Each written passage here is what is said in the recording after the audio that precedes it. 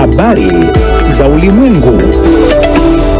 Msomaji ni Angela Mdungu. Kwanza ni muktasari. Afrika Kusini yafadhaishwa na kufukuzwa kwa balozi wake nchini Marekani. Katibu mkuu wa Umoja wa Mataifa asema kuna ongezeko kubwa la chuki dhidi ya Uislamu. Na mashambulizi ya droni yaendelea kutikisa Ukraine na Urusi.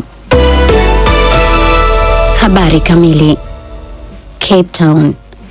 Ofisi ya Rais Cyril Ramaphosa imesema uamuzi wa Marekani wa kumfukuza balozi wa Afrika Kusini ni wa kufadhaisha na imetoa wito wa kufuata taratibu za kidiplomasia katika kulishughulikia suala hilo.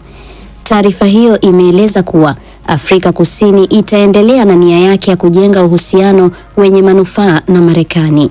Jana Ijumaa, waziri wa mambo ya kigeni wa Marekani Marco Rubio alitangaza kuwa balozi wa Afrika Kusini Ebrahim Rasool hatakiwi tena Marekani kwa kuwa ni mwanasiasa mbabe anayemchukia Rais Donald Trump. Kufukuzwa kwa Rasool, aliyewahi kuwa mwanaharakati wa kupinga ubaguzi wa rangi, kumezidisha mvutano unaoendelea kati ya nchi hizo mbili. Juma lililopita, Trump alizidi kuupa sura mpya mvutano huo kwa kusema kuwa wakulima wa Afrika Kusini wanakaribishwa Marekani baada ya kurudia madai kuwa serikali ya Afrika Kusini inawanyang'anya ardhi wakulima hao ambao ni weupe. Washington. Wakati dunia ikiadhimisha siku ya kimataifa ya kupambana na chuki dhidi ya Uislamu, Katibu Mkuu wa Umoja wa Mataifa Antonio Guterres amesema kuna ongezeko kubwa la ubaguzi dhidi ya Uislamu kote duniani. Akizungumza kwa njia ya video, Guterres ameitaka mitandao ya kijamii kuzuia kauli za chuki na unyanyasaji ili kukabiliana na hali hiyo. Amesema chuki hiyo inashuhudiwa huku kukiwa na ubaguzi wa watu kutokana na muonekano wao, sera zinazokiuka haki za binadamu na vurugu kwenye maeneo ya ibada.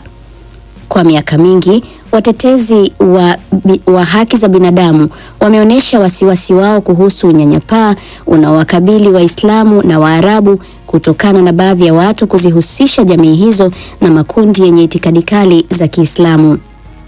Katika wiki za hivi karibuni, mashirika ya kufuatilia haki yamechapisha taarifa zinazoonyesha kiwango kikubwa cha matukio ya chuki dhidi ya binadamu katika nchi kadhaa dhidi ya Uislamu katika nchi kadhaa zikiwemo Uingereza, Marekani na India.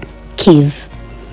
Jeshi la ulinzi wa anga la Ukraine limesema limezidungua droni 130 kati ya 178 zilizorushwa kutoka Urusi usiku wa kuamkia Jumamosi.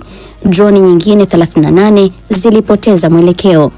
Taarifa ya jeshi hilo la Ukraine imeongeza kuwa Urusi ilifanya pia mashambulizi mawili ya makombora. Kampuni binafsi kubwa zaidi ya umeme ya Ukraine, DTEK, imesema mashambulizi hayo yameharibu miundombinu yake ya umeme katika mikoa ya Dnipropetrovsk na Odessa. Imeongeza kuwa madhara yaliyojitokeza ni makubwa na kuwa baadhi ya watu katika maeneo hayo sasa hawana umeme. Kwa upande wake, Urusi imesema imeziangusha droni 126 za Ukraine usiku wa kuamkia leo Jumamosi. Nchi hizo jirani zimeshambuliana katika muda usiopungua saa 24 tangu Rais wa Urusi Vladimir Putin alipokutana na mjumbe wa Marekani Steve Witkoff kujadili pendekezo la Marekani la kusimamisha vita kwa siku 30 nchini Ukraine. Katika hatua nyingine, Wizara ya Ulinzi ya Urusi imesema imefanikiwa kuvikomboa vijiji viwili katika mkoa wa Kursk. Urusi imeongeza kasi ya kuwafurusha wanajeshi wa Ukraine walioteka sehemu ya mkoa wa Kursk walipofanya uvamizi wa ghafla mwezi Agosti mwaka uliopita. Ottawa. Mawaziri wa mambo ya nje wa kundi la mataifa 7 yaliyostawi zaidi kiviwanda G7 wametoa wito wa kuachiliwa kwa mateka wote wanaoshikiliwa na wanamgambo wa Hamas kwenye ukanda wa Gaza. Wito huo umetolewa katika kauli ya pamoja iliyotolewa Ijumaa baada ya mkutano wao nchini Canada. Kundi hilo linaloundwa na mataifa ya Canada, Marekani, Uingereza, Ufaransa, Italia na Japan zimetaka pia miili ya waliouawa katika mzozo huo wa Mashariki ya Kati irejeshwe nyumbani. Kando ya hayo, mawaziri hao wa mambo ya kigeni wa G7 wametoa wito wa misaada ya kiutu kuruhusiwa kuingia Gaza bila vikwazo baada ya Israel kusitisha misaada katika ukanda huo. London. Waziri Mkuu wa Uingereza Keir Starmer ameitisha mkutano wa pili wa kujadili yanayoendelea katika mzozo wa Ukraine. Mkutano huo unaohusisha viongozi kadhaa wa dunia unafanyika baada ya wiki iliyogubikwa na juhudi za kidemokrasia zinazolenga kuishawishi Urusi kukubali kusitisha vita kwa siku 30.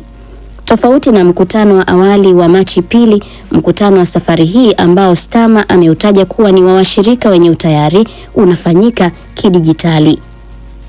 Majadiliano hayo yatajikita juu ya namna mataifa yanavyoweza kuisaidia Ukraine kijeshi, kifedha na kutathmini jinsi ya kuiunga mkono nchi hiyo, hasa uwezekano wa kuipa ujumbe wa kulinda amani. Brussels. Umoja wa Ulaya unajiandaa kuwawekea vikwazo watu wapatao 10 kutokana na operesheni ya waasi wa kundi la M23 wanaoungwa mkono na Rwanda mashariki mwa Jamhuri ya Kidemokrasia ya Kongo. Hayo yamesemwa jana Ijumaa na wanadiplomasia, ingawa hawakufafanua ikiwa vikwazo hivyo vitawajumuisha maafisa wa Rwanda wanaotuhumiwa kuchochea mapigano.